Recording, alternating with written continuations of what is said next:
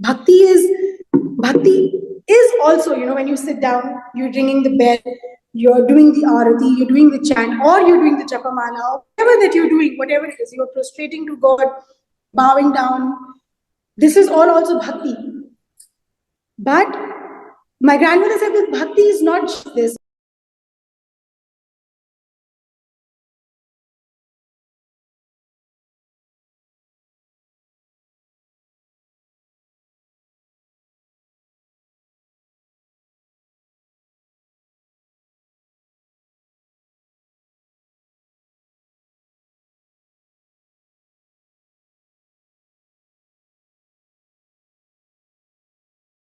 My grandmother said that bhakti is not just this also. Bhakti, of course, is surrender. It is devotion. But it is also not just to the divine. It is to the energy that is within. You have to start to learn to respect yourself. Respect your surrounding. Respect your body. And respect the limitations of your body. Not always can you be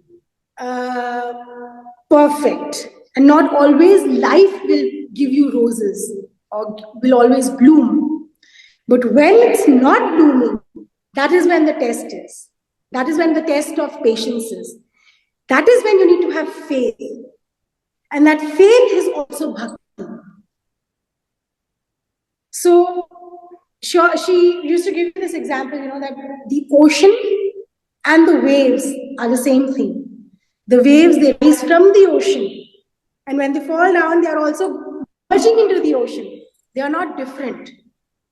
So your inner self and your outer self, the energy that surrounds you, are not different. When the waves rise, they will rise from outside. But it is on you that not to let those waves sink in. You be like that bed of ocean, and then everything around you will rise and will come down, will rise and will come down. And when you find that steadiness is when you have reached your first, second, third step. You have learned patience, you have found the faith in yourself, and you believe that the light is within you. So this is what I have been working on, because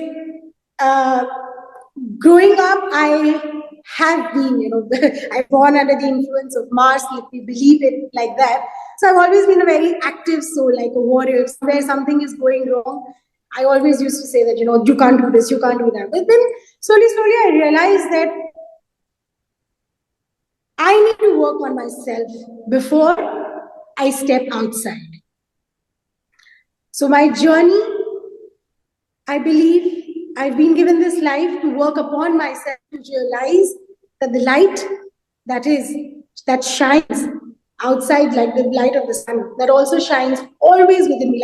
And then when I started with the path of philosophy, when I started with the path of reading Vedantic scriptures, I realized that they talked about the same thing that my grandmother has always been telling me at certain points of time. So that is how her words have been like milestones for me.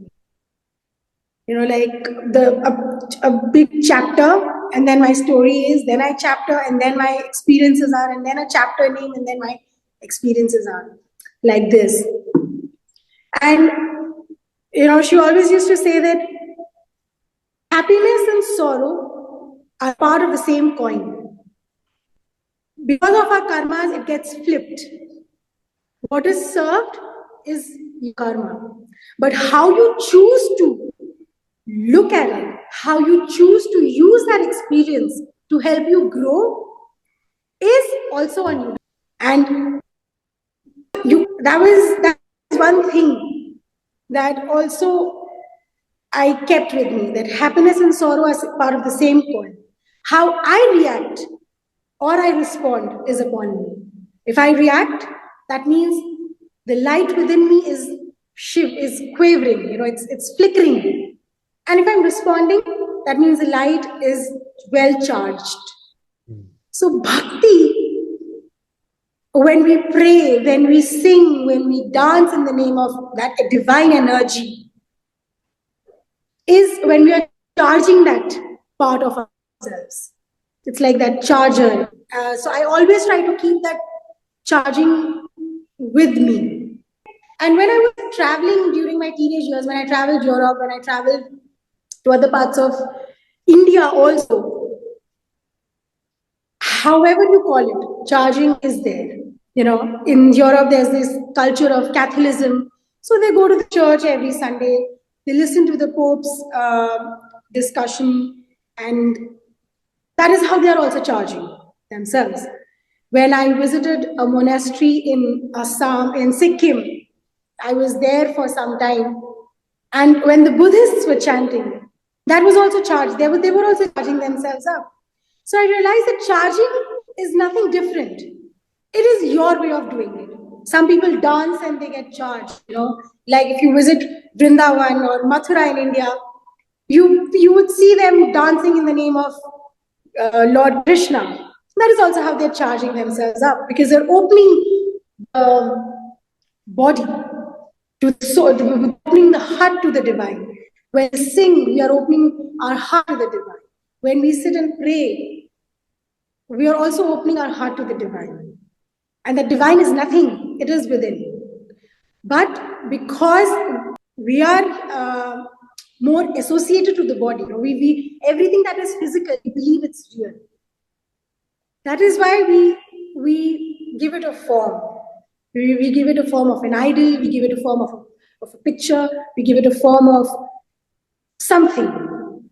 But the light within us is beyond physical. You know, it's something that connects all of us.